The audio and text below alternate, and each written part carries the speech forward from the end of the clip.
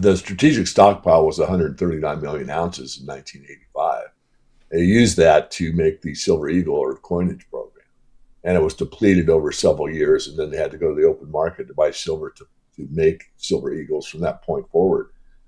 I'm not saying that they're going to try and get 140 million ounces, but maybe they're going to try to get more. I don't know.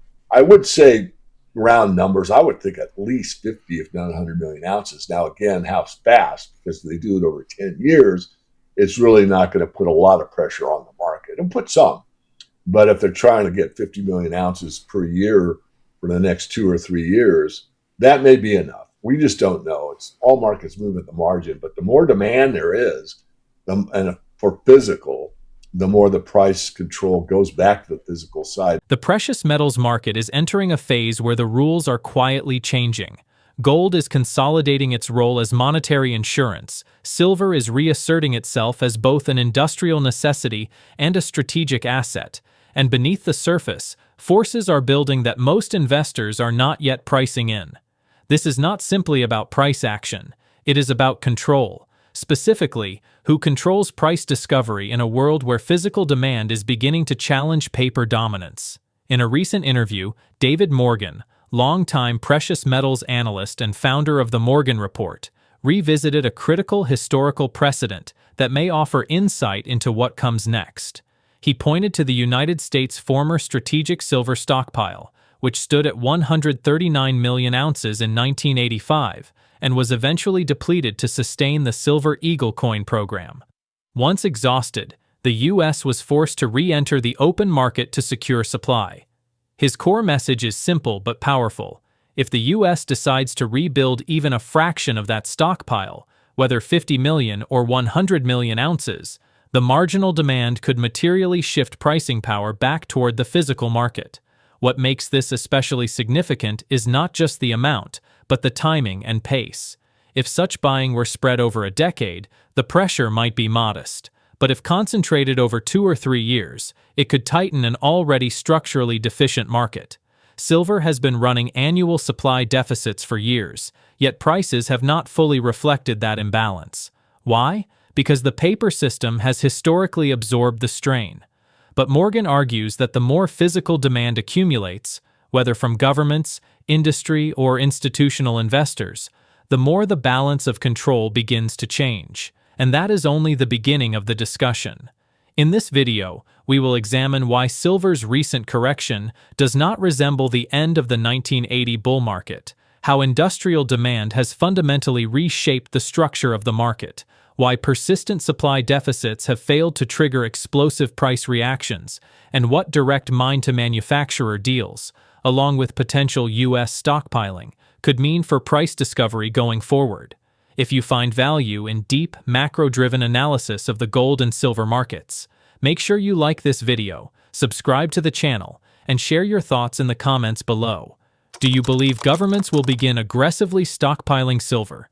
And if they do, how quickly could that change the trajectory of this market? I think all of us really know any commodity stock that goes parabolic like silver did is going to correct. It has to. And of course, the futures markets across the board, be it the ag, softs, financials, or the metals, going parabolic, you're going to see something. When it goes that strongly parabolic, then the faster it rises, the faster it's going to come back down. So we saw a really great market in 2025, 140% up in silver and platinum. And then what we saw in January, something like a 70% move, from like 70 to 124, I believe was the high. And bang, it got hit hard on the 30th of January and got smashed over 30%. And that's a big gulp. It's really harmful to anybody, physical owners, especially people on leverage that got shaken out. But that's how markets move. So was it the banks? Was it this combination of a lot of things? But it was an overbought situation that needed to come back. So that's my take on it. Going a bit further is everyone, not everyone, but many said this is the biggest crash ever, and blah, blah, blah, blah. It's a huge crash, probably the biggest since 1980. But Silver Thursday in 1980 was a bigger crash. In 1980, on Silver Thursday, which was in March, I think it was March 27th, 1980. You can look it up and correct me. We went from roughly $20.60 to $10.27. So we had over a 50% crash. The important point I want to make about saying that again is this. After the 1980 crash to 1027, that was it. That ended the bull market in silver. And then we drifted lower over the next few years and more years, basically drifted down to roughly the $5 level and stayed for almost 2 decades. I mean, being a silver bull in those days was like kind of a dumb thing. You wanted to be in other assets. You want to be in other asset classes. You really didn't want to touch a market that's moving sideways for that long. Having said that, the bigger the base, the bigger the bang. When you trend sideways for 20 years, you have built such a humongous base that once you start to rise, it's really going to roar, and it has, and we're seeing that now. So the final point is this, Kai. The 1980 crash of Silver Thursday, that was that time. Now this crash this time, it is not over. I think all indications are that, yes, it hurts. It's going to take a while to rebuild a base and go back up, but I am 99.99% convinced we will be going higher. It is not the end. It's just a pause that scares people out. Lastly, that's because a bull market shakes off as many participants as it possibly can. And it's really good at shaking off the people that never jumped on the bull's back before. And what I'm referring to are the Johnny-come-latelys that are going to get rich quick and buy silver at 100 because it's going to 200. Watch it go to 120 and think they are the smartest guys on the planet, only to wake up on Monday and get a margin call they can't meet. They're out of the market. Let's start with gold. Gold is the ultimate money. I know it, you know it, our followers know it, and the banks know it. Now, who else knows it? Well, Wall Street's probably known it for a great long time, but they've never stated it before. But what happened last year? You had stalwarts on Wall Street that used to kind of make fun of guys like you and I. And now they're saying it should be 20% of your portfolio, 10% of your portfolio. Institutions should be involved, pension funds should be involved. 401ks, defined benefit programs, can add silver and gold. And now you've got silver switching to silver in this critical minerals list. So there are so many factors. And the last factor is what happened at the end of 2025. And it was a paradigm shift. What took place is something that Peter Schiff, myself, and many others in our arena have said, that once the physical metal took precedence over the paper paradigm, we would have a brand new market. We did. And we had it for several months based primarily on commercial bars, which are backed by paper, being added to industry, perhaps private hands, both, to take control of the price. So we had a price discovery going on for a very long time. But as that physical methodology did take control for quite some time, the paper paradigm kept building and building, which you already addressed earlier in our first question out of the box. But nonetheless, now we have a struggle. Who's going to win the battle? Well, the physical market will win the battle. And that's why I'm so bullish that we still have not ended this. It's not a 1980s. Hunt brothers, get brought up before Congress and have to testify, and they're banned from ever trading silver again the rest of their lives. And there was too much paper in that system. There's probably too much paper in this system. The problem this time, different than the hunts, is that the physical demand is so strong, unabating, and rules are changing in China, as far as I understand it, as far as how much leverage you can use at the downside. So there's a lot of factors this time that weren't around. And the last one is very obvious, but it remains to be stated. You had a Hunt brothers and some Saudis involved in the 1980 market. Today, it's a global market. Solar, AI, EVs, all electronics are leading that market. It's a 65% demand that isn't going to go away. Whereas if you look back in 1980, I forget the exact number. I know that in 1990, it was about 30% of the market. Now it's double that amount at least. And the supply chain was about 500 million ounces annually. And now it's about 1 billion ounces. So it's twice the demand on twice the amount produced. So that's a lot more metal that's demanded today than there was back 25 or back in 19. A lot of people don't know this, so I'm going to digress a little bit, but it's important to understand. And in fact, there's a paper on the silverinstitute.org's website. You can find it. I forget the title of it, but it's some, type in what you just said, Kai, why did silver deficit not move the price? And I think it'll bring up the article. The article's probably 3 or 4 years old in my memory. But we had a physical deficit for 15 years in silver. From 1980 to 2005, those 15 years, we had a structural deficit in silver of average of 100 million ounces a year. As you just said, this time it's 200 million ounces a year.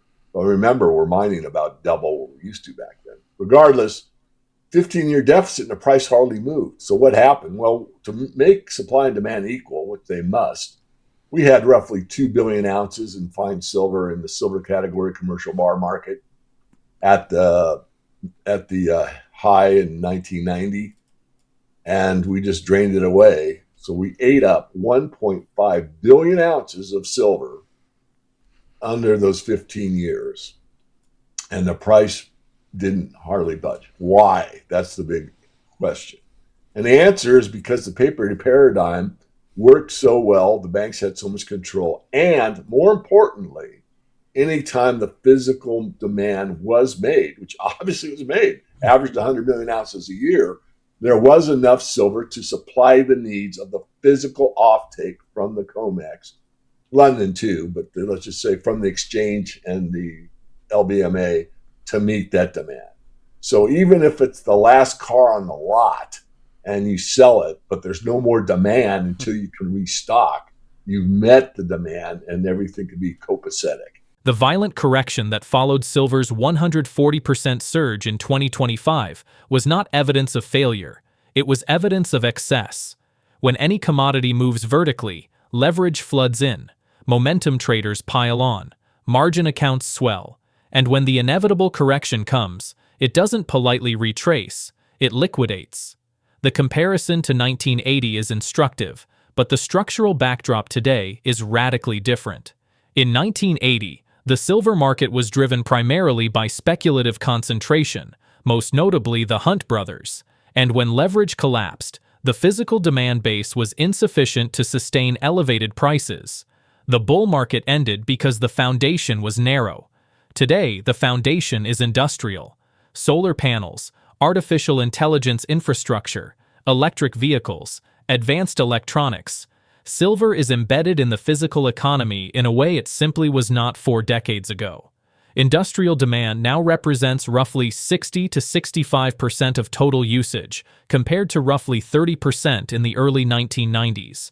That is not a speculative driver. That is structural consumption. And yet, despite 5 consecutive years of roughly 200 million ounce annual deficits, as reported by the Silver Institute, the price has not responded proportionally.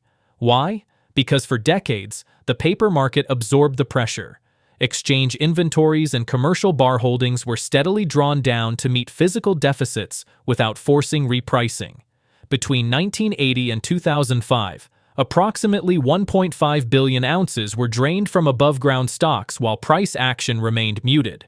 The paper paradigm, as Morgan calls it, maintained stability.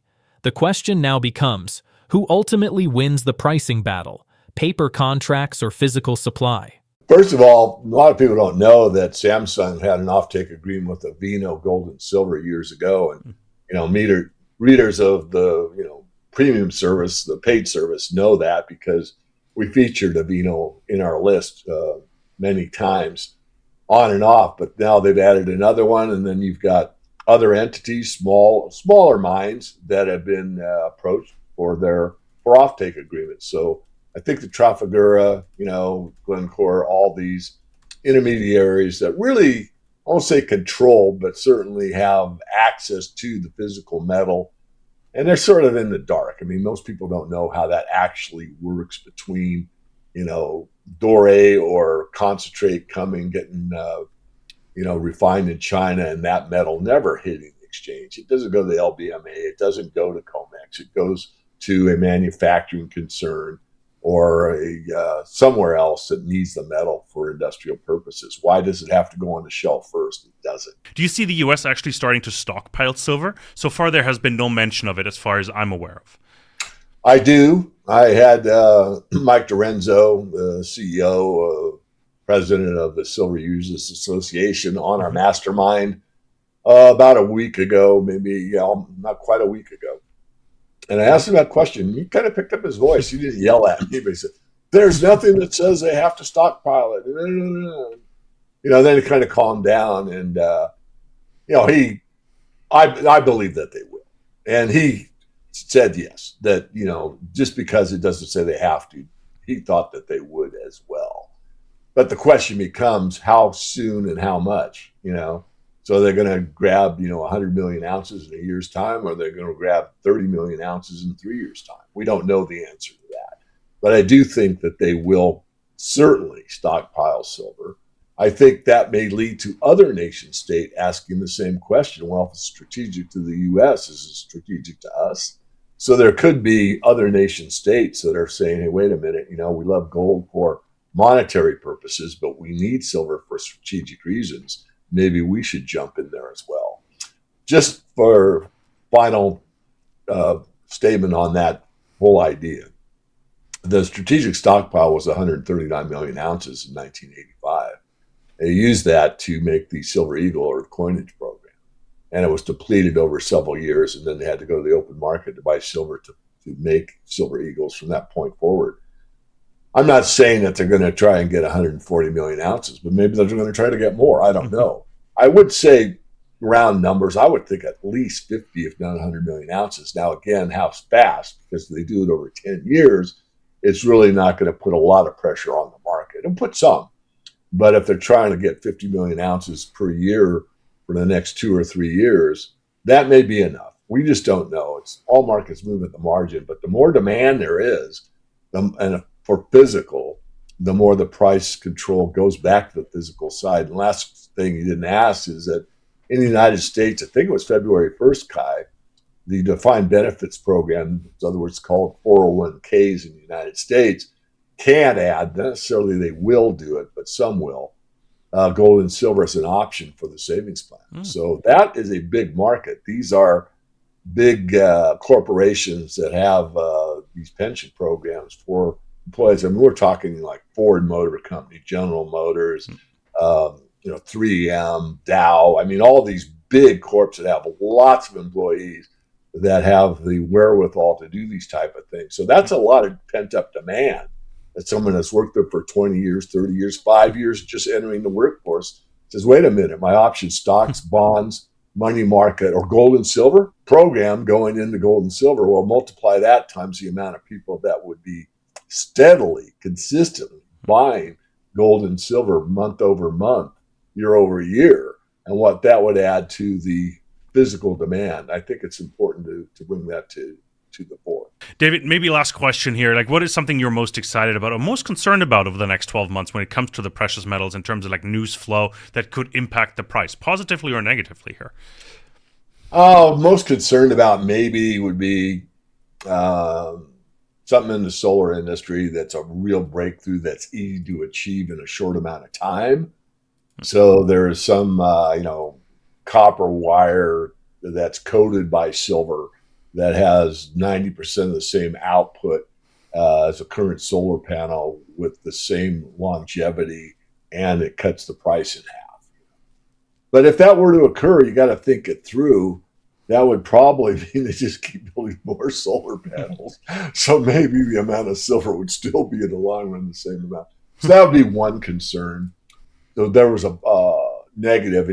I think the positive is just maybe a slow grind. I mean, I don't like the parabolic moves that much, but a steady eddy moving higher for both the metals, and maybe some rationalization amongst nation states where the new proposal, rather than being a CBDC, is a private system where people have their financial anonymity intact, and it's connected to gold in a real way that could be, let's say, audited, where people are satisfied that it's the real deal. That would be my wish. The final issue raised in this segment may be one of the most underappreciated forces in the silver market: institutional and retirement capital gaining access to precious metals. If defined benefit programs and 401k plans begin allocating even a modest percentage to gold and silver, we are talking about steady, automatic, month-over-month flows from millions of participants in major corporations such as Ford Motor Company, General Motors, and 3M. That type of capital is patient, it is systematic, and it compounds. Layer on top of that the growing trend of direct offtake agreements, where companies like Samsung secure supply directly from producers, bypassing exchanges entirely, and you begin to see the contours of a structural shift. When ore and concentrate move directly from mines to refiners in China or elsewhere, and then straight into manufacturing pipelines, that metal never touches the COMEX or LBMA shelves. The exchange system functions efficiently only when it intermediates supply. If silver is strategic for one nation, it becomes strategic for others. Nation-state competition for physical metal introduces a geopolitical layer that simply did not exist during the Hunt brothers episode of 1980. Morgan's biggest concern, a technological breakthrough that reduces silver intensity in solar panels, is worth monitoring. Yet even that scenario may paradoxically sustain demand if lower costs accelerate deployment. His more hopeful outlook, a slow, steady grind higher, may ultimately prove healthier than the parabolic surges that attract leverage and invite collapse. A controlled ascent driven by persistent industrial consumption, retirement allocation, and sovereign stockpiling would represent something far more durable than a speculative spike. This is not 1980. The industrial base is broader, the global demand footprint is deeper, the supply chain is tighter, and the physical market is asserting itself with increasing confidence. The real battle now is not bulls versus bears, it is paper versus physical, and if marginal demand continues shifting toward tangible metal, whether through strategic stockpiles, direct mine agreements, or retirement flows, price discovery will increasingly reflect scarcity rather than leverage. That is the transition to watch. If you found this analysis valuable, subscribe, share this video with someone tracking the silver market closely, and let me know in the comments. Do you believe the next move in silver will be parabolic or structural? Because the answer to that question may define this entire cycle. Thanks for watching.